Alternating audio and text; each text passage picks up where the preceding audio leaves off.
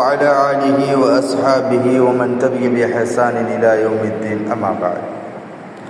அன்புக்குரிய இஸ்லாமிய சகோதரர்களே, அல்லாஹுவின் நல்லடியார்களே, அல்லாஹு ரப்புல் ஆலமீன் சபிக்கக்கூடிய அமல்கள் என்ற ஒரு தலைப்பினூடாக நாம் ஒரு சில தகவல்களை பார்த்து வருகிறோம். எதற்காக இறைவன் சபித்த காரியங்கள் என அல்லாஹும் அவனுடைய தூதர் ஸல்லல்லாஹு அலைஹி வஸல்லம் மன்னவர்களும் எமக்கு அடையாளப்படுத்திய இந்த அமல்களை நாம் பார்க்கின்றோம் என்றால், இந்த அமல்களோடு ஒருவர் மரணிக்கின்ற பொழுதும் அல்லாஹ் ரப்புல் ஆலமீன் அத்தகையோரை பார்க்காது, அவர்களோடு இறைவன் பேசாது, அவர்களுடைய பாவங்களை விட்டும் தூய்மைப்படுத்தாது, அவர்களை இறைவன் வெறுத்த நிலையிலே நரகத்திற்கு அனுப்பிவிடுகின்றான் என்ற ஒரு எச்சரிக்கையினை நபிகள் நாயகம் ஸல்லல்லாஹு அலைஹி வஸல்லம் அவர்கள் எமக்கு கொடுத்திருக்கிறார்கள். அந்த அடிப்படையிலே தான் நாம் நம்முடைய வாழ்நாளிலே அல்லாஹ் ரப்புல் ஆலமீன் தடுத்த நபிகள் நாயகம் ஸல்லல்லாஹு அலைஹி வஸல்லம் அவர்கள் எம்மை தடுத்து வாழும்படி கட்டளையிட்ட அந்த பாவங்களை விடுத்தும் நாம் புறக்கணித்து வாழ கடமைப்பட்டிருக்கிறோம். அந்த அடிப்படையிலே நாம் கடந்த தினம் அல்லாஹ் ரப்புல் ஆலமீன் எமக்கு சபிக்கக்கூடிய அமல் என்று சொல்லப்படக்கூடிய அநியாயம் இழைத்தல் என்கின்ற அந்த காரியத்தை நாம் பார்த்தோம்.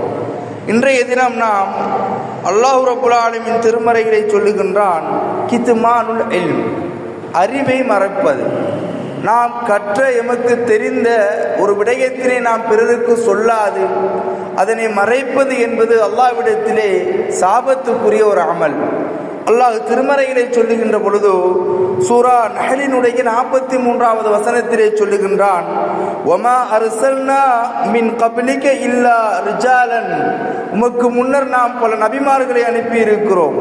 அந்த நபிமார்கள் அவர்களுடைய சமுதாயத்திற்கு நாம் எதனை வகையாக அறிவித்தோமோ அவற்றை அவர்கள் போதித்தார்கள்.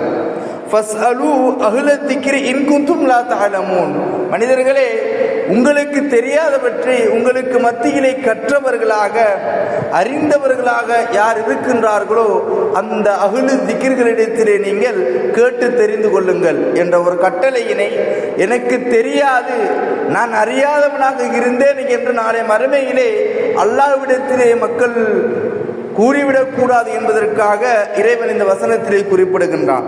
அல்லாஹ் சொல்லிவிட்டு இன்னும் ஒரு விடயத்திலே சொல்லுகின்ற பொழுது சூரா பக்ராவினுடைய 159வது வசனத்திலே சொல்லுகிறான், இன்னல்லதீன யக்துமூன மா அன்ஸல்னா மினல் பையினாத், ஒரு சாரார் இந்த பூமியிலே இருக்கிறார்கள், அவர்களுடைய அல்லாஹ்வுடைய மார்க்கத்தினை அவர்கள் அறிந்திருப்பார்கள், அவர்களுக்கு அல்லாஹ்வுடைய மார்க்கம் குறித்து இறைவனுடைய வழிமுறைகள் குறித்து அவர்கள் அறிந்திருப்பார்கள்.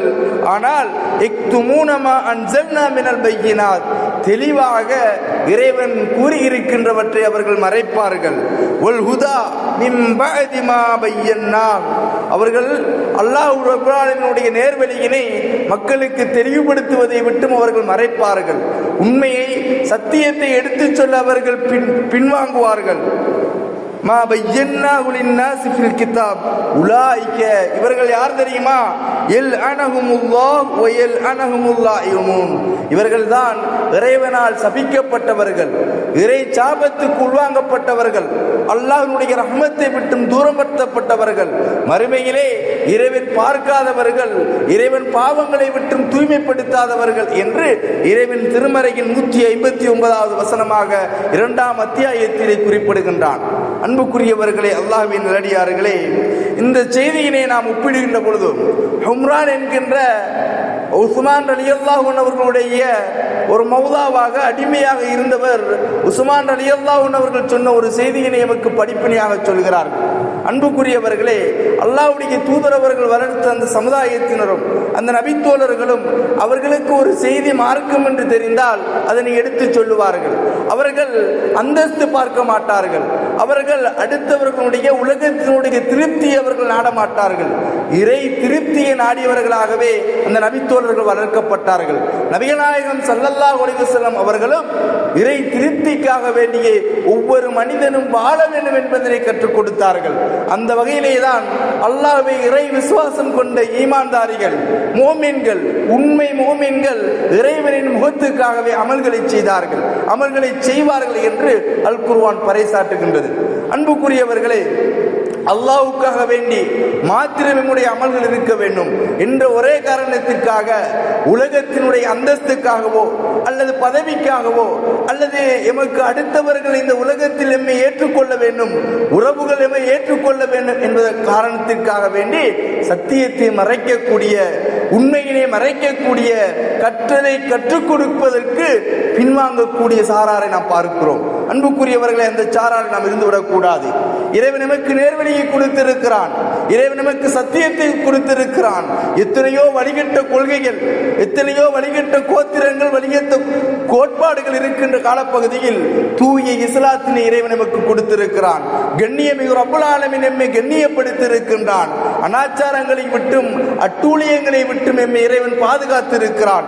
நாம் கற்றறிந்தவைகளை, சத்தியத்தினை எம்மோடு இருக்கக்கூடியவர்களுக்கு எடுத்துச் சொல்வதும், எந்த சபையில் பித்அத் நடக்கிறதோ, எந்த சபையில் அனாச்சாரம் நடக்கிறதோ, எந்த இடத்தில் இஸ்லாத்திற்கு மாற்றமான காரியங்கள் நடக்கின்றதோ அதனை மக்களுக்கு அந்த சபையில் எடுத்துச் சொல்ல அறிந்தவர்கள் கடமையாக்கப்பட்டிருக்கிறார்கள்.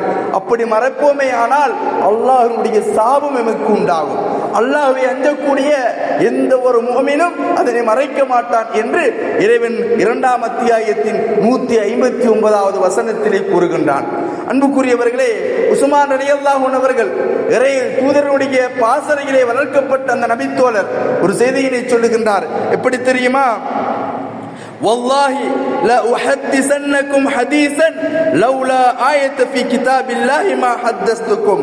அல்லாஹ்வின் மீது ஆணையாக, அல்லாஹ்வுடைய திருமறையிலே மேற்கூறிய இந்த வசனம் இல்லை என்றால், அல்லாஹ் ரப்பல் ஆலமீன் அறிவை மறைக்கக்கூடிய, சத்தியத்தை மறைக்கக்கூடியவர்கள் மீது சாபத்தை விடுகின்றான் என்ற வசனம் மாத்திரம் இந்த திருமறையிலே இல்லாவிட்டால் இறைவன் மீது ஆணையாக நான் இந்த செய்தியினை உங்களுக்கு கற்றுக் கொடுத்திருக்க மாட்டேன் என்று சொல்லி அந்த உஸ்மான் இப்னு அஃபான் ரலியல்லாஹு அன்ஹு அவர்கள் சொல்லுகிறார்கள், யார் ஒருவர் உலுவினை பூரணமாக செய்து அவர் 2 ரக்காத்துக்கள் தொழுவாரே ஆனால் அல்லாஹ் ரப்பல் ஆலமீன் அவர்கள் செய்த மா பைனஹு வ பைன ஸலாத்தி அல்லதி தலீஹா, அந்த தொழுகைக்கு அவர் அதுக்கு முன்னால் செய்த பாவங்களை எல்லாம் அல்லாஹ் ரப்பல் ஆலமீன் மன்னிக்கின்றான் என்ற இறை தூதருடைய அந்த புஷ்ராவை அந்த நன்மாராயத்தின் அந்த சமூகத்துக்கு கற்றுக் கொடுக்கிறார்கள். அன்புக்குரியவர்களே, இந்த வசனத்தை கொண்டுதான் எல்லா நபித்தோழர்களும் அல்லாஹ்வை விசுவாசம் கொண்ட ஈமான்தாரிகளும் உண்மையை எடுத்து சொன்னார்கள். இதனூடாக பல்வேறுபட்ட சவால்களை வரலாறு ரீதியாக ஈமான்தாரிகள், மூமின்கள் அவர்கள் சந்தித்திருக்கின்ற வரலாறுகளை நாம் பார்க்கிறோம். அன்புக்குரியவர்களே, அல்லாஹ்வின் அடியார்களே, ஆனால் இன்றும் இந்த உலகத்திலே இன்றும் பல்வேறுபட்ட பித்அத்துக்கள் நடந்தேறிக் கொண்டிருக்கின்றன.